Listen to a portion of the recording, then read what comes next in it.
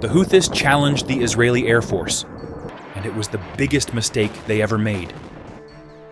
In the darkness of the Red Sea, when they thought they were safe, Israeli fighter jets flew in from 35,000 feet, carrying a chilling message: nowhere is out of reach.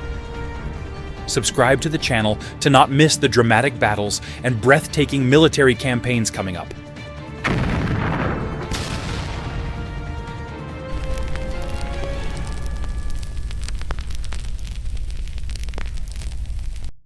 Exactly 6 p.m. on May 5th, 2025.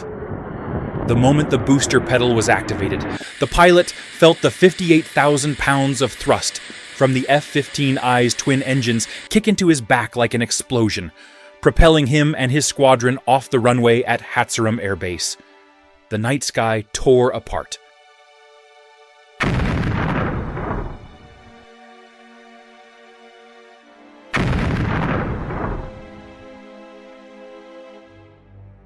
"20 F-15s with the callsign ROMs soared to 35,000 feet.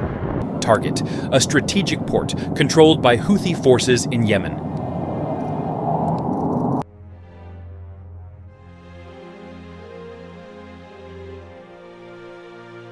But no one on the ground, not even the engineers monitoring the radar screens, knew that they were witnessing the opening act of one of the most daring long-range attacks in the history of the Israeli Air Force.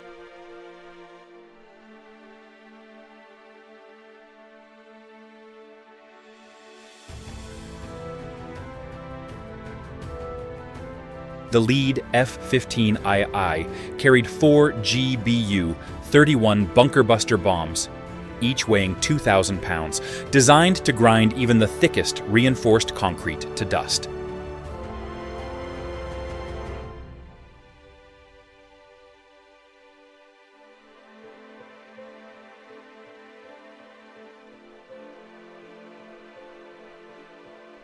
His teammates in the fighter jets next to him were armed with the GBU-32, its smaller but no less destructive brother.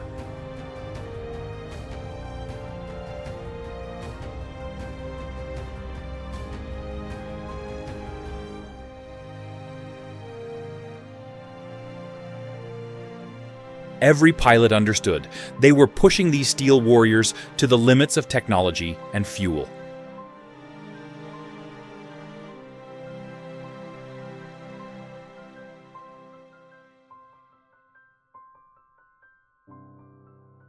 Along the fuselage, auxiliary fuel tanks held a total of 845 gallons of JP-8 fuel, extending the range from 800 to 1,600 kilometers. But that was still not enough.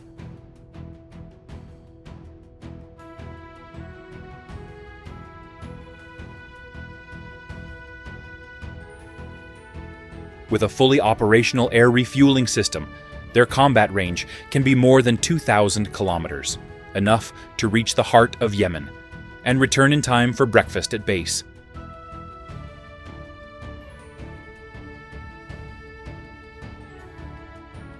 As the formation passed the 25,000-foot mark, the Israeli-developed GPS-integrated inertial navigation system worked flawlessly, calculating the course with an error of just 3 meters, despite all the enemy's attempts at jamming.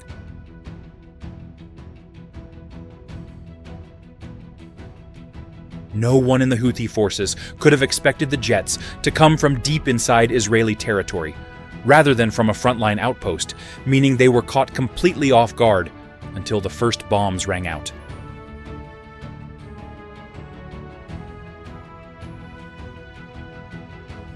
At exactly 18:15, the formation turned southwest, towards the Red Sea.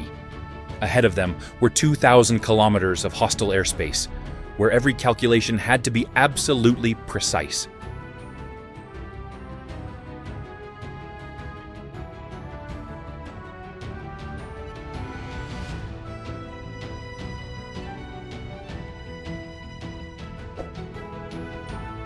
Because even with the extra fuel, the F-15I is still a heavily armed fighter, and is on a mission where any mistake could turn the entire crew into a steel carcass, sinking to the bottom of the sea.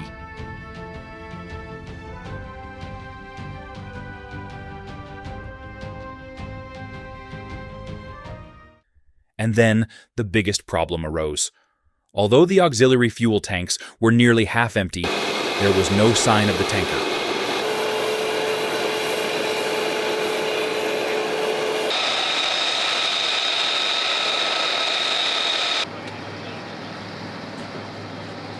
If they cannot meet the tanker in less than 10 minutes, the entire formation will have to turn around.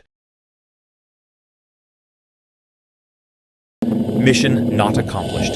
Not a single bomb dropped. And returned to base with the wings still fully armed. Something no pilot wants to experience.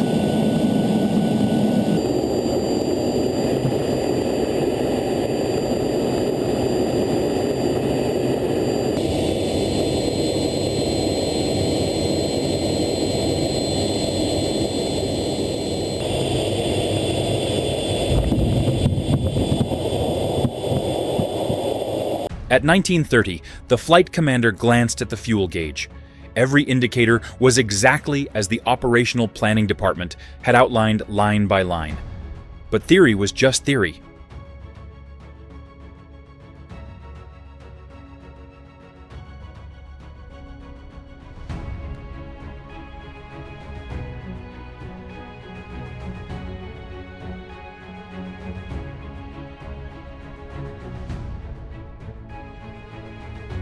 In war, even a small glitch, a stronger than expected headwind, a few minutes late refueling, can put an entire team in an untenable situation.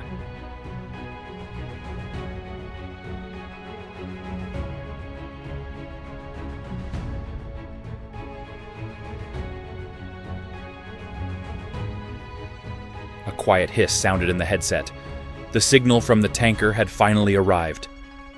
If everything went according to plan in the next few minutes, the Israeli formation would not only have successfully completed the longest-range mission in their history, but would also change the entire landscape of the Middle East overnight.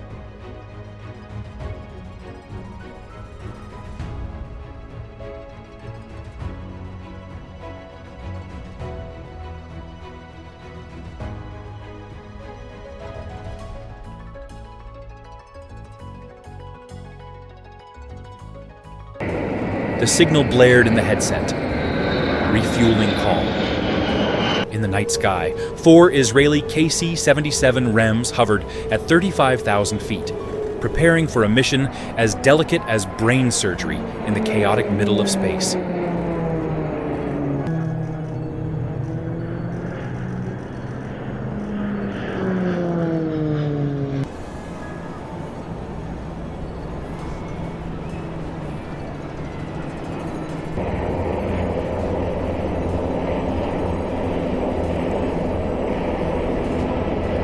Each F-59 needs exactly 4,000 pounds of JP-8 fuel to get to Yemen, drop the bombs, and return. There is no room for error.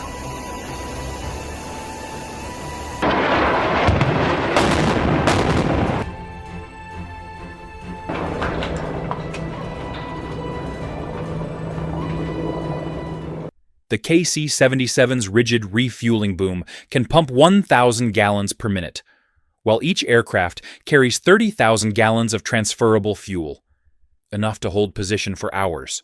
But tonight, speed is life. As it closes in, the nearly 70,000-pound F-15 quietly closes in on the KC-77, coming within inches of it at 300 knots.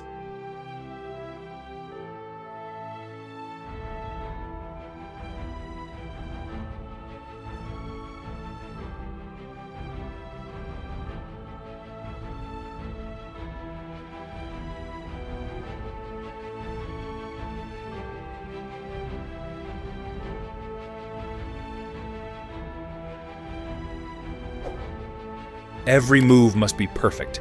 Just one small deviation can lead to disaster.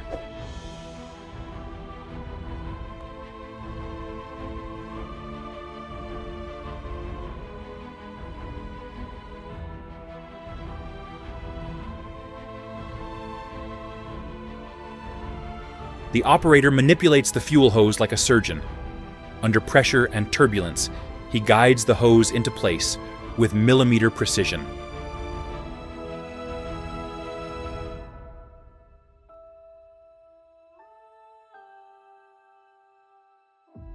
Contact. There was a sharp metallic click as the connection was made. Over the course of 4 minutes, 4,000 pounds of fuel flowed into the F-15 eye-like lifeblood. Throughout, both aircraft maintained a perfectly stable formation.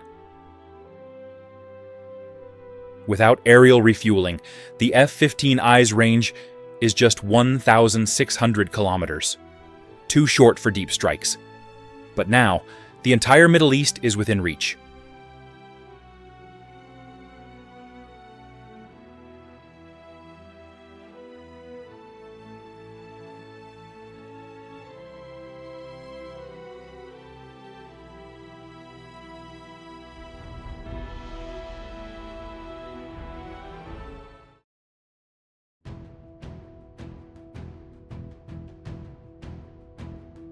At 21:45, the last F-15I broke away.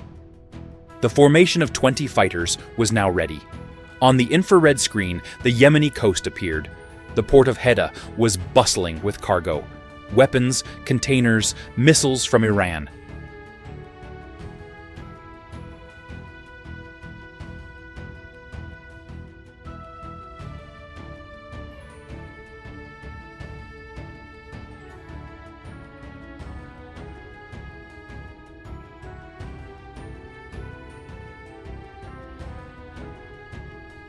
The Houthis had no idea death was coming from the sky, and they had only minutes to realize it before they were engulfed in flames.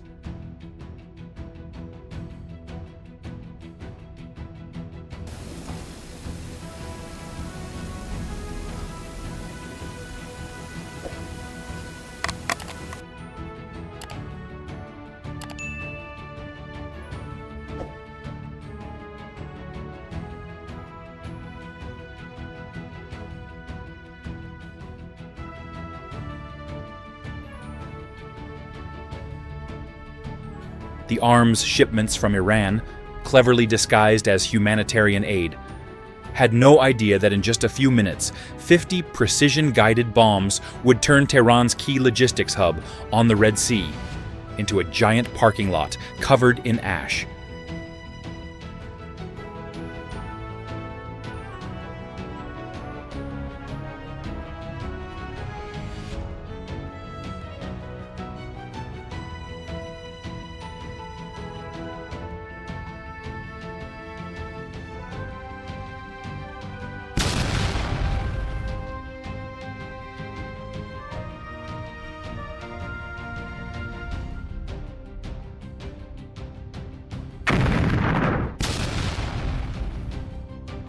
At exactly 2200, after more than 3 hours of intercontinental flight, the target finally appeared on the Israeli formation's HUD screens.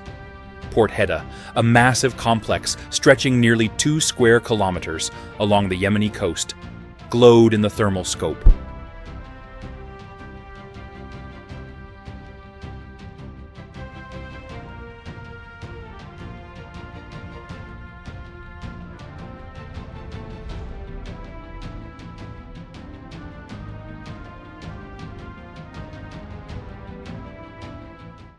In infrared images, the port appears as clear as day. Giant cranes, warehouses, fuel tanks, docks. The logistical lifeblood that Iran has used to supply weapons to the Houthis for years. Under the belly of each F-15I is the Littoning Pod, a 360 rotating targeting system that locks onto targets even during 6G maneuvers. Thermal sensors cut through the night, and a 30 times magnification TV camera allows for human identification from over 20 kilometers away. The command pilot stares at the screen.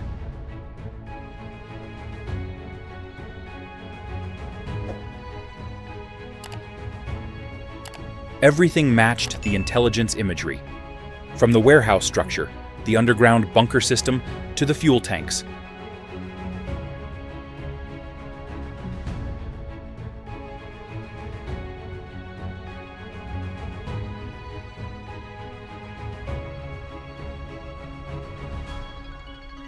Every package of weapons, every UAV component, every ballistic missile component that has caused devastation in the Gulf region over the past 18 months has passed through this complex.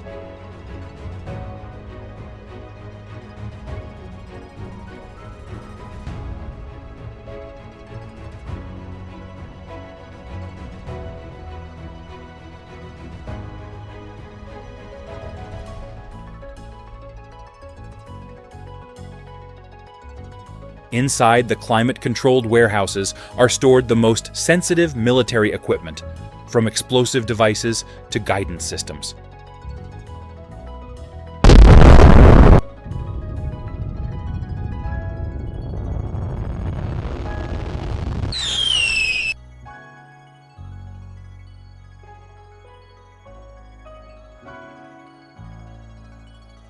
Next to the main pier are giant fuel tanks.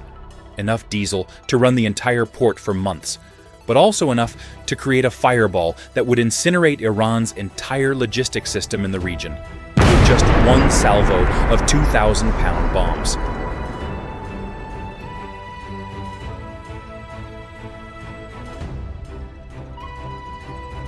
Top secret intelligence confirms more than 70% of Iranian weapons transferred to Houthis pass through Hedda port.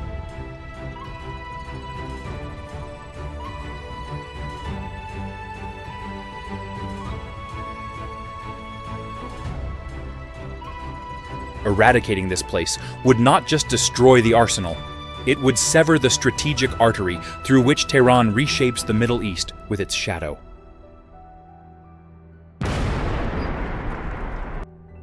Near the pier, 2 Iranian ships were anchored, unaware of the grim reaper falling from the sky. On deck, the sailors checked the cargo. In 60 seconds, everything would be ash.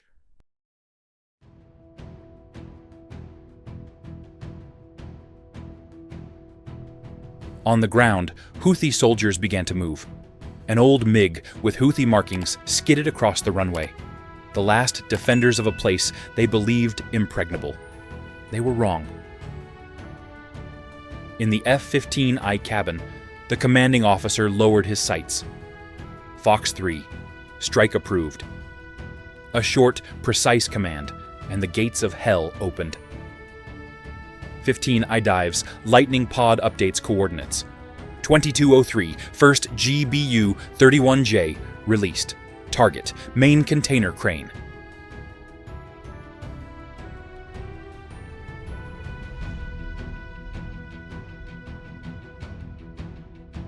The bullet penetrated the concrete, exploded, and collapsed the hundreds of tons of steel frame. Every 15 seconds, a JDAM is dropped, without overlap, without error. The second blows up the fuel tank, creating a 200-meter-high fireball. The third and fourth destroy the Iranian ammunition depot, detonating a series of explosions in an apocalyptic chain reaction. From 35,000 feet, the pilot in command saw everything that happened, but it was too late.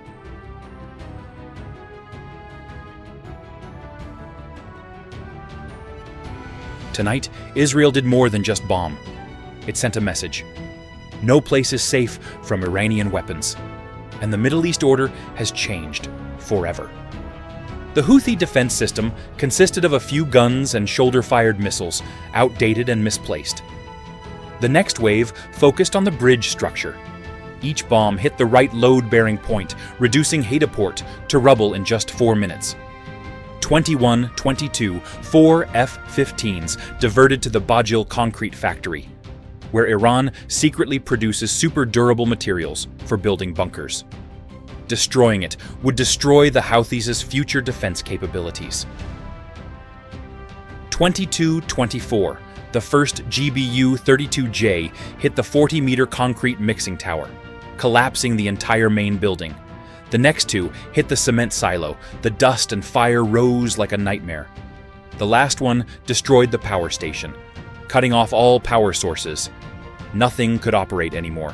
To recover, we had to rebuild from scratch. Each bomb hit its target with an error of less than 5 meters, avoiding all civil structures, demonstrating absolute precision in attack.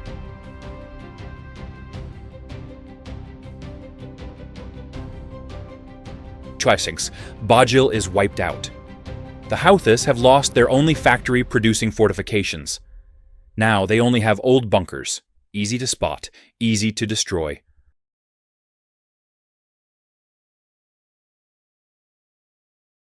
Worse, Iran's covert project, Mini-PEP, was destroyed in just 20 minutes.